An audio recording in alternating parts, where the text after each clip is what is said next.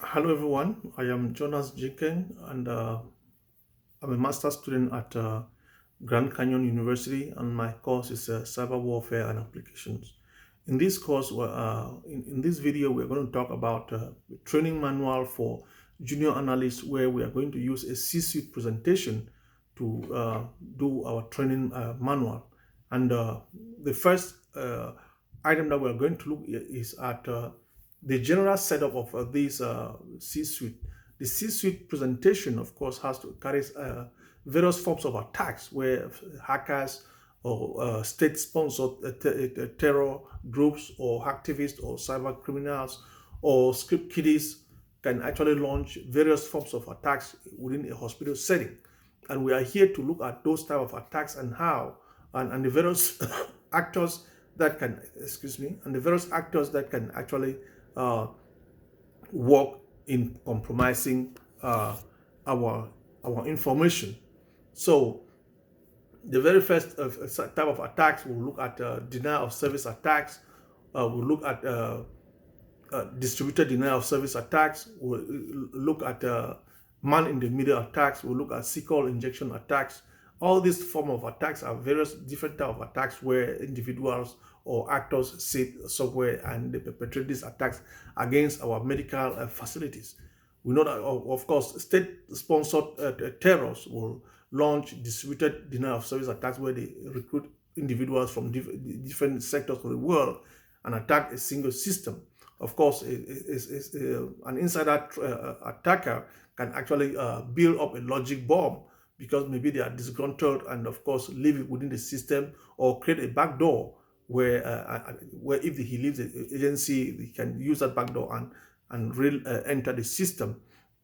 Of course, we know of about script kiddies where these are just young individuals that do not actually understand cyber tools very well, but their form of attack will be to actually use various tools and try various tools to see if they can break the system. Of course, we'll talk about brute force attacks and maybe dictionary attacks.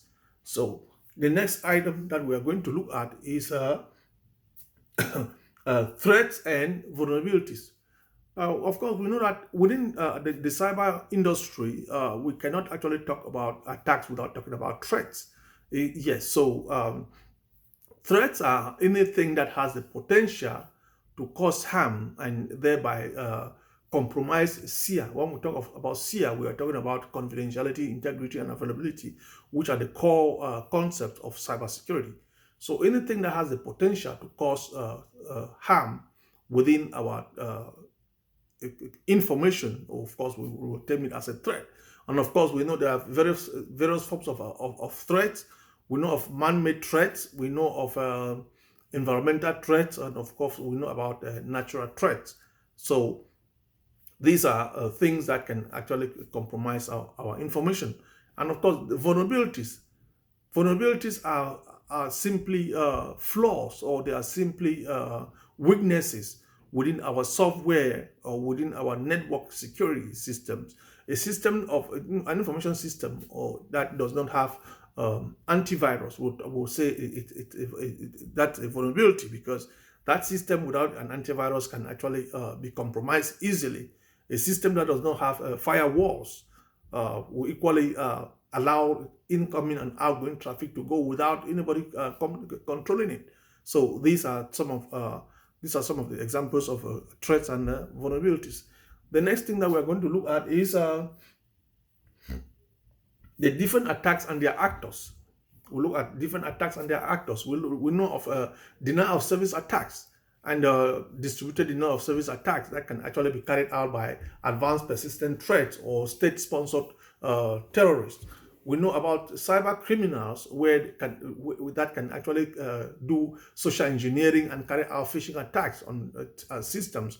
We know of insider threats that can actually, create logic bombs and malware and compromise our systems as well as cyber terrorists who can, compromise systems and demand ransoms and even attack our physical infrastructure by bombing infrastructure so that we lost our information. So all these we equally know about activists who use brute force or dictionary attacks to equally compromise our systems.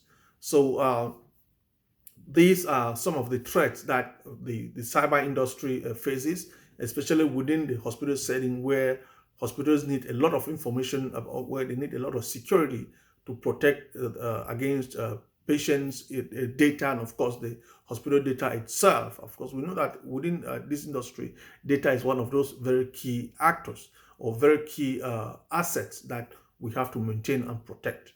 Thus, putting in security measures to protect against all these attacks will help protect our hospital settings and help us uh, operate in very in measures which are assured. Thank you.